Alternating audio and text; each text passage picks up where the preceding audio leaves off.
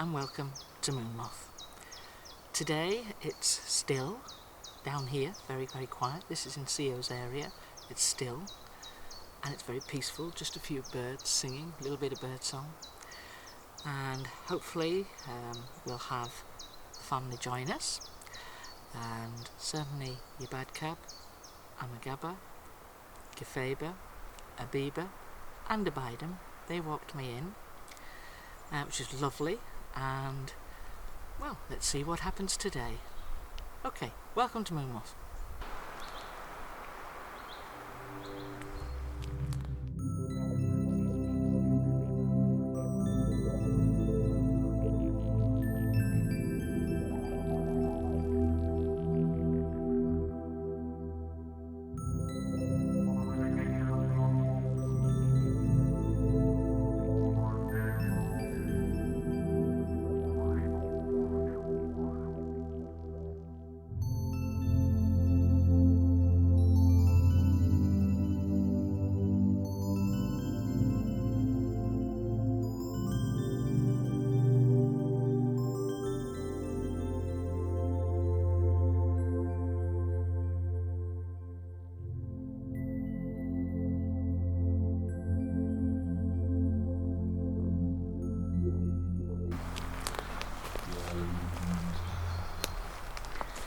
So I've just come in, folks, from CEO's area,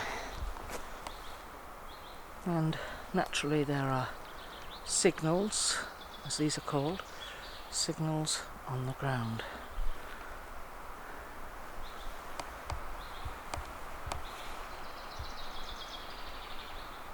So just to show you, that's about 12 foot off the ground.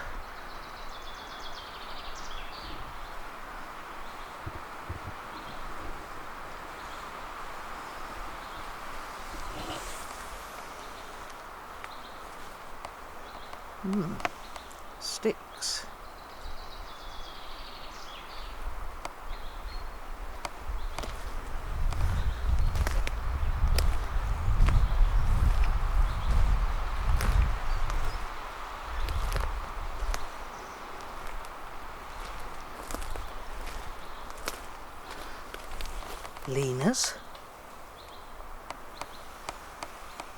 Leaners, carefully placed.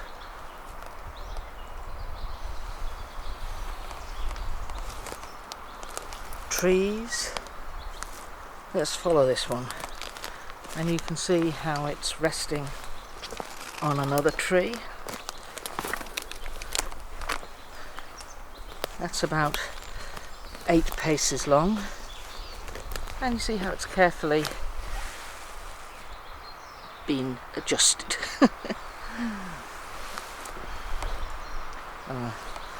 More sort of leaners. That's the end of that bent one just down there. Right beside it we've got this one here.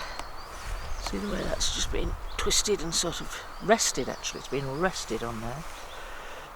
So up it goes. Oh.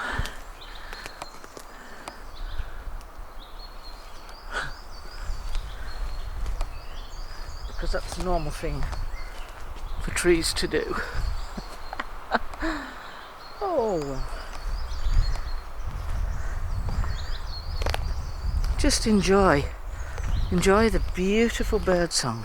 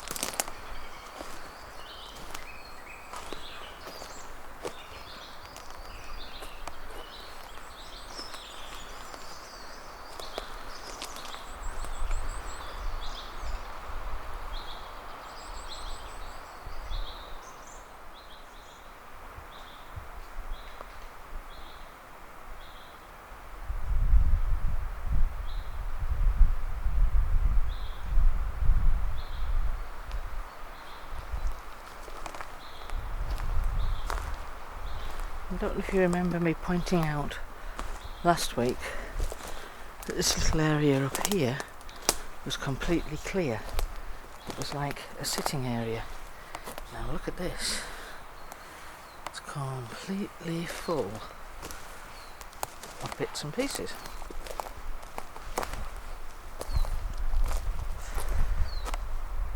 Now, never mind. I don't know why. I don't know why. So, look where we are. We're up at our gifting site. Hey.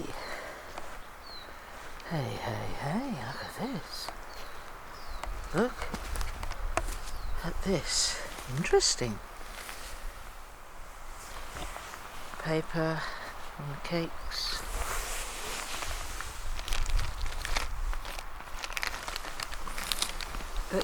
Let you see that. You see that? That is a fairly big old hole or rip.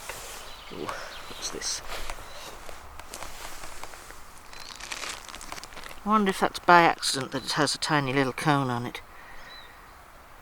Maybe. Oh, there's a big... Pop that on there as well. Can you see that? Big hole there. Leave that on there.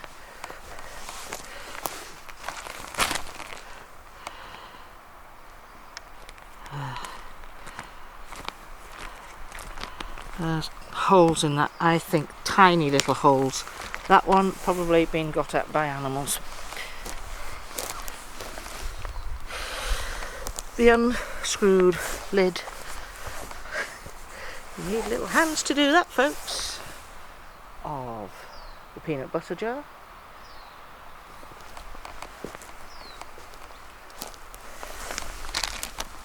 Goodness me. 2 parallel rips in there. So I can show you those. Put my fingers between them. There we are. 2 parallel rips in those. Put that on the pile. Let's just have a look at the tree. Empty. Empty, empty, empty. Oh look, everything is empty. So this is the last bag. There's a big rip there. So they've managed to carry off the peanut butter jar by themselves. So this is our selection of goodies today. We've got pecans here, jellies, like sort of jelly wiggly things, peanuts, and some lovely dried figs. So there we go, that's our tree today. And as you can see, we've got a mango, and oh look, another mango. Some pink lady apples, and they are Braeburn apples. These are more pink ladies. Then down here some peanut butter. Now I have actually screwed the lid of that peanut butter on really tight, just to prove that somebody is going to be having to use their wrist to unscrew that. And then, like I said, here we've got, in this bit here, we've got the jellies, jelly baby stuff, some peanuts, some pecans, and in there, tucked in there, is some figs. But you know what I forgot last week, and I got it wrong, folks. I told you that it was Amagaba's birthday. I got it wrong. It's Amagaba's birthday this week. Last week it was Sio's birthday, and Sio was 26 years old.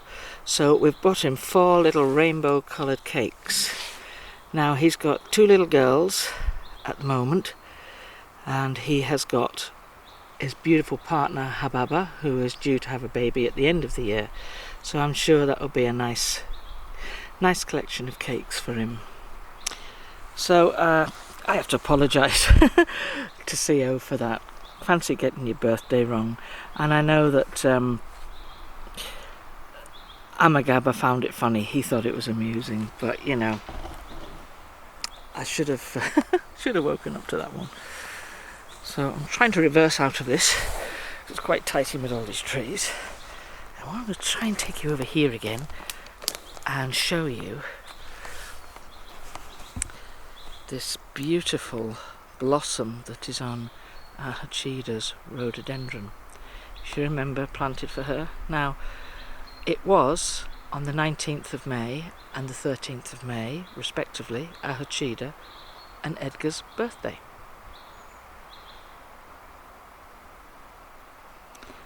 So it's beautiful, really, that has come out and blossomed. I'm so pleased that it has blossomed for them. Isn't that lovely?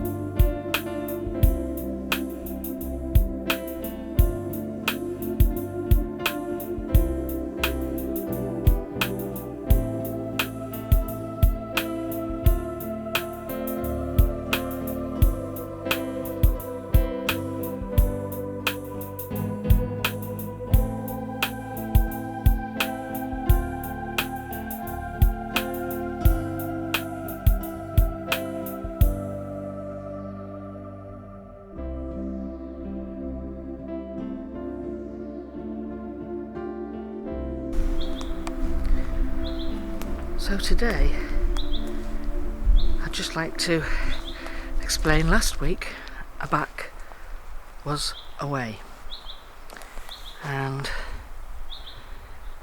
he went along with his brothers and his uncles, and they went with Anku.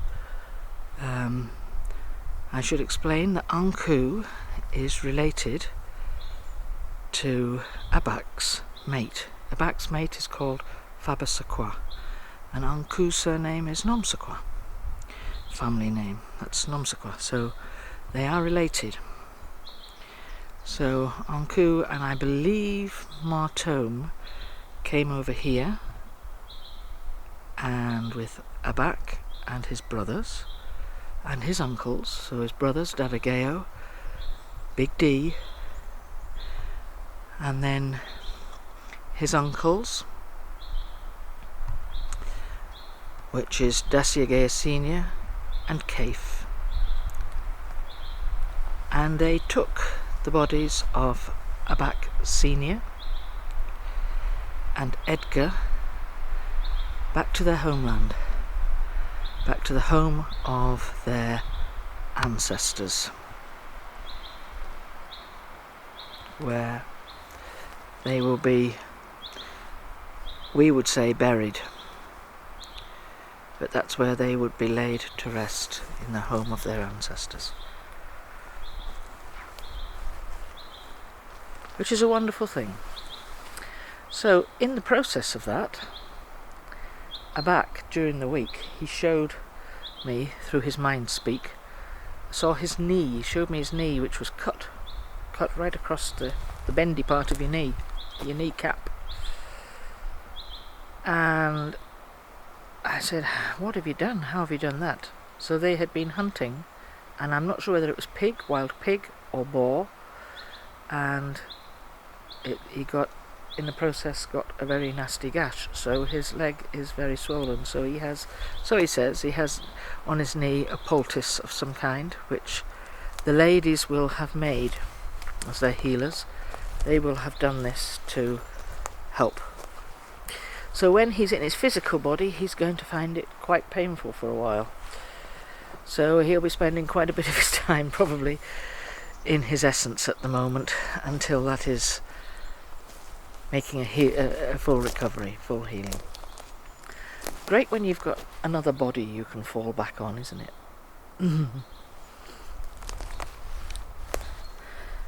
Now I wanted to just have a talk about YouTube. There's been comments made regarding monetization on other channels, and I have friends who have channels with 1.5 million subscribers. Their monthly take out of 1.5 million subscribers is roughly $2,000. So if you have a channel with 4,000 or 5,000 subscribers, because you don't get it monetized when you've only got a few, YouTube, they decide when they monetize you, not you. They decide it. They will put the adverts into your channel when they decide to do so. If you have a channel that has 4,000 to 5,000 subscribers, maybe 6, the most you are going to make in a month is about, from the YouTube monetization, would be about $300, $300 to $400. If you have other products to sell, that's a different matter. If you have made and created other products, then you might make a little bit from that. Now, this looks like it's very, very clear. Isn't it strange? It looks really, really clear around here.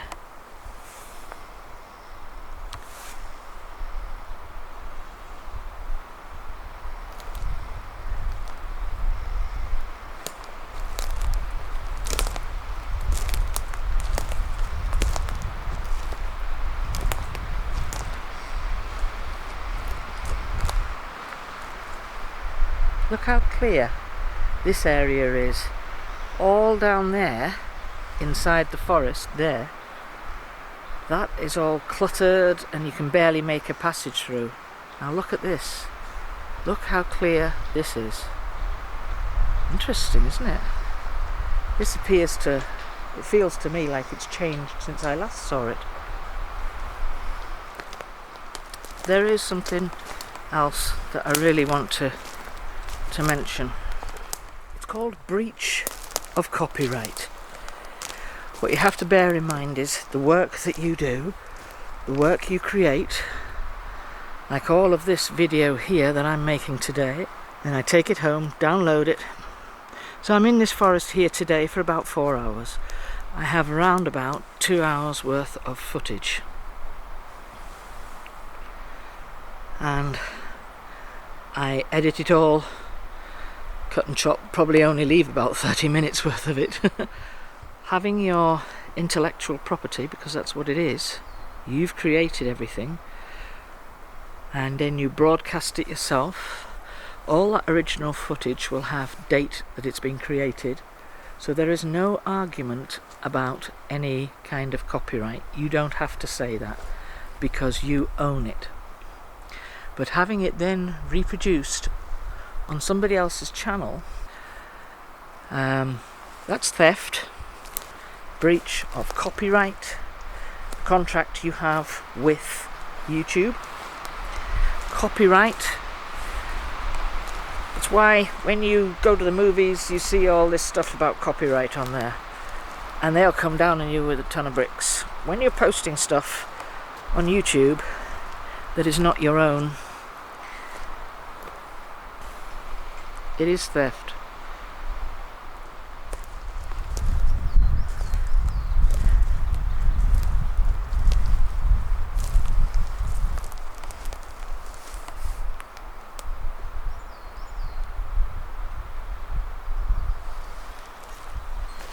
This stuff is almost three-dimensional if you look at it. The way that goes up into the tree there.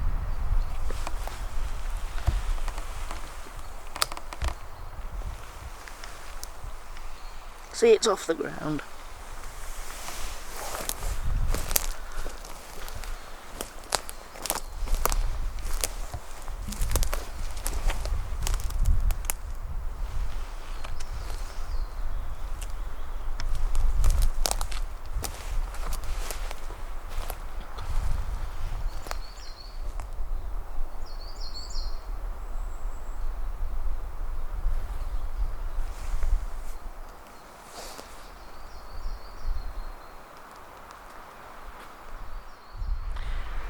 Well, thank you everybody for joining me this week.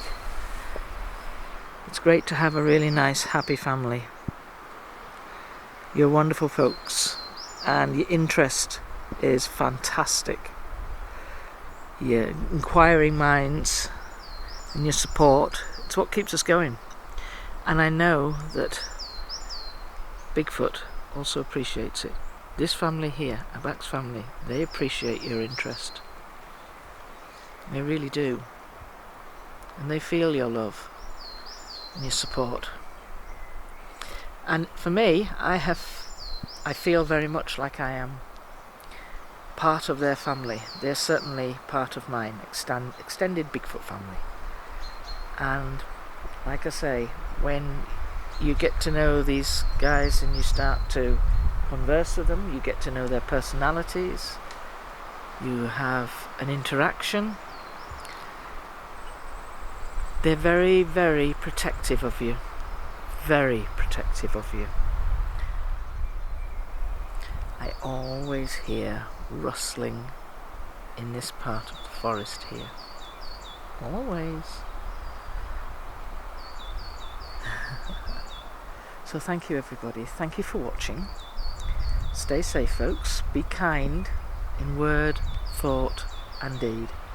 We only get one shot at this lifetime, so let's make it a good one. Alright folks, take care. Till next time. Bye.